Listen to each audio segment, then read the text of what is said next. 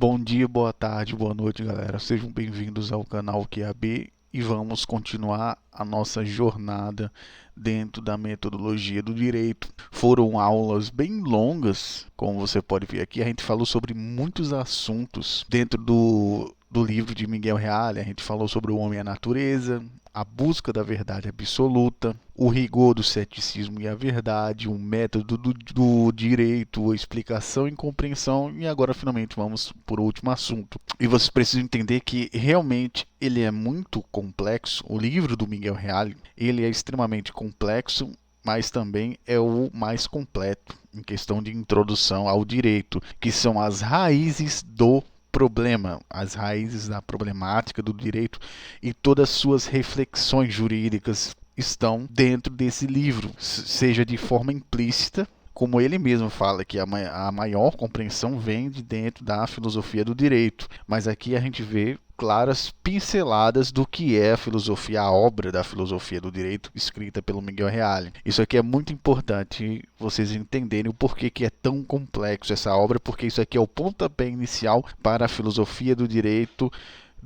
o livro Filosofia do Direito, escrita pelo Miguel Reale, tá ok? Então, é realmente muito complexo essa parte da metodologia do direito, a validade da norma, que vai ser o próximo assunto, e a gente vai demorar muitos vídeos tentando entender o que ele falava, tentando compreender, ter uma compreensão, uma noção sobre tudo aquilo que ele queria dizer. E é com isso que a gente entra dentro do último assunto de metodologia do direito, que é a argumentação dialética, que abriu o espaço. A dialética ela ganhou muito poder na época de Kant, na época de Hegel. Antigamente, ela teve muito poder lá com o Zenão. Zenão, na época da escola eleática, ele conseguia fazer argumentos dialéticos, tanto que é que ele foi o inventor da dialética, lá com o negócio do Aquiles, aquela coisa lá, toda aquela zoeira fodida que ele falou do Aquiles e a tartaruga, era o começo do método dialético. Deve-se muito a esse Zenão a sobrevivência do eleatismo. Muito depois de Parmênides bater as botas,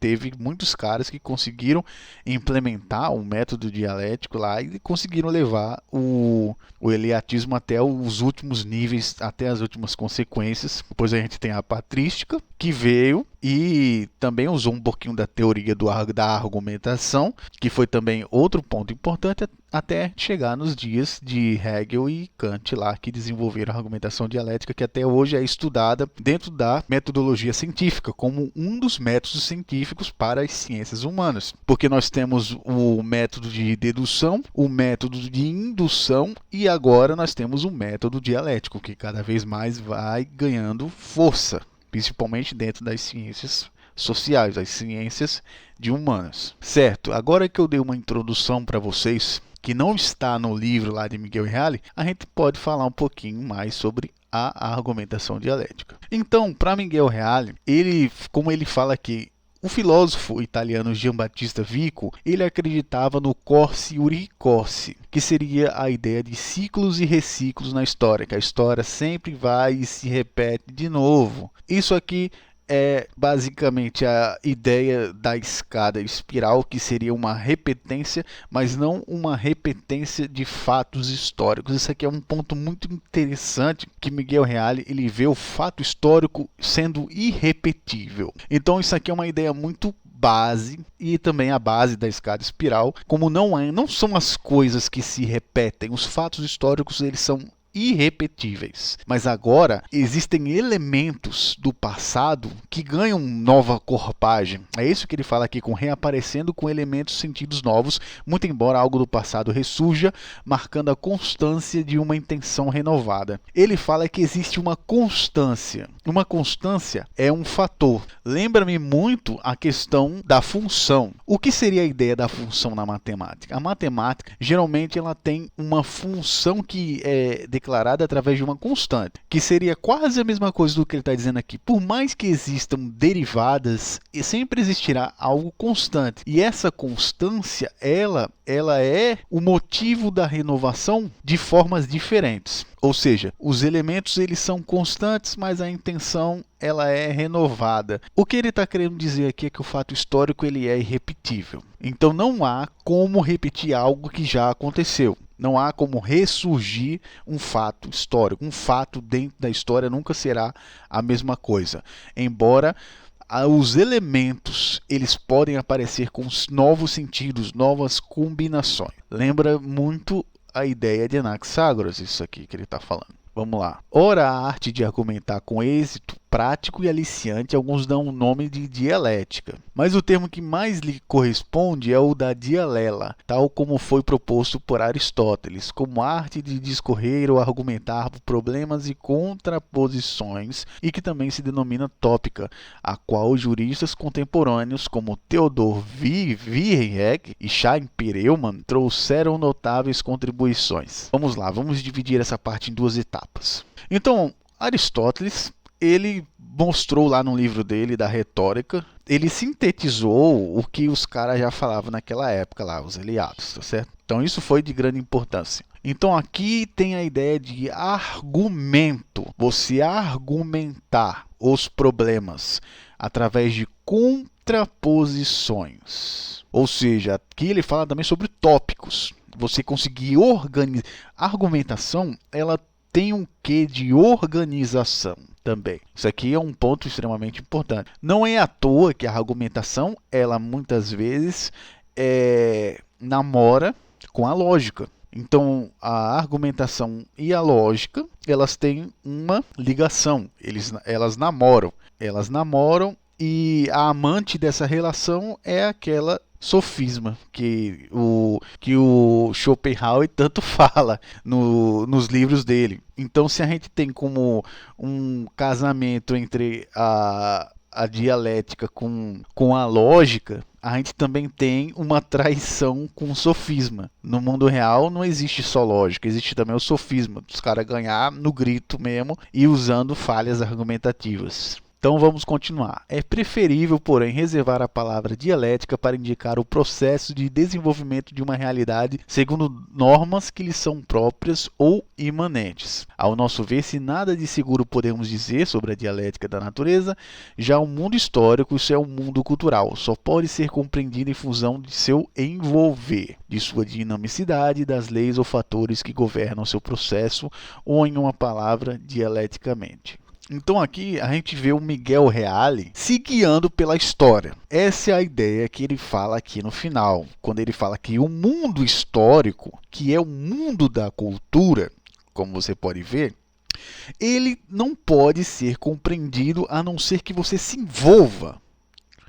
Se você veja a dinamicidade que é a cultura é dinâmica, ela se molda, a história também vai se moldando. Então essas leis de dinamicidade da cultura e os fatores que governam, como ele fala aqui, o processo disso que está acontecendo, é a dialética. Então ele faz uma diferenciação da realidade física, como já falei anteriormente, e também o quê da questão da realidade cultural. É isso que ele dá esse ponto de como a realidade cultural ela está ligada ao fenômeno cultural e o fenômeno histórico. Então é esse o ponto de que as ciências humanas elas estão muito mais ligadas à dialética, muito mais do que as ciências exatas, embora as ciências exatas, como ele diz aqui, também não têm certeza sobre todo o universo. Ao lado dessa dialética de contradição, merece ser lembrada a dialética de implicação-complementariedade, ou mais simplesmente dialética de complementariedade, que antes de mais nada exclui que possa haver conciliação entre elementos contraditórios. Essa dialética compreende o processo histórico não como uma sucessão de sínteses que se imbricam através de novas teses e antíteses, mas sim como um processo sempre aberto no qual os fatores opostos se implicam e se complementam, sem jamais se reduzirem um ao outro, ao contrário do que discorre na dialética hegeliano-marxista. O que ele está querendo dizer aqui é simplesmente que a ideia da dialética histórica de Hegel e a dialética do Karl Marx estão erradas em pensar que uma síntese ela seja a destruição da antítese da tese, como a dialética histórica dela tentou ser mostrada através de Hegel. Aqui ele diz que quando nasce a síntese, ainda assim a tese e a antítese existem. Isso de fato acontece. Se você perceber, ainda existem pessoas que acreditam no empirismo, ainda existem pessoas que acreditam no idealismo e ainda existem pessoas que acreditam em uma forma mais completa dessas duas. Então, esses universos, eles não são destruídos através da síntese. Eles continuam existindo. É uma ideia muito interessante que ele fala aqui. E é por isso que ele diz que o processo é sempre aberto. Nos quais os fatores eles são opostos, mas eles se complementam entre si, sem eles se reduzirem um ao outro. Essa é a ideia da dialética dele, que ele chama de complementar, que eles complementam o quadro. E por último, nós vamos falar sobre essa última frase aqui dessa parte de metodologia, que eu acho que é uma das partes mais interessantes da metodologia do direito, que é o que ele fala: se há algo com efeito que caracteriza o pensamento jurídico contemporâneo, é a luta contra todas as modalidades de formalismo, pelo reconhecimento de que a plena compreensão do direito só é possível de maneira concreta e dinâmica com uma dimensão que é a vida. O que ele está querendo dizer? Ele está querendo dizer que dentro do fenômeno que é o direito, quando você estuda a filosofia do direito, quando você estuda o direito, você vai entender que ele é um universo muito mais de experiência, é muito mais de prática, e é também um processo dinâmico, como é o processo histórico, o processo cultural, o processo social. Então não há dentro do direito como existir excesso de formalismo, e essa é a ideia do pensamento jurídico contemporâneo. Espero que vocês tenham gostado do vídeo de hoje e finalmente a gente conseguiu terminar a metodologia do direito. Na próxima a gente vai fazer um resumo. Na próxima aula a gente vai fazer um resumo para a gente poder entrar na validade da norma, porque creio eu que existem muitas dúvidas em vocês que assistiram esses vídeos, porque eu joguei muito conteúdo e ainda falta sintetizar ele. Então, na próxima aula a gente vai falar sobre a síntese de tudo que foi falado até agora, para a gente poder iniciar a validade da norma, tá ok? Então, por hoje é só. Até mais, galera.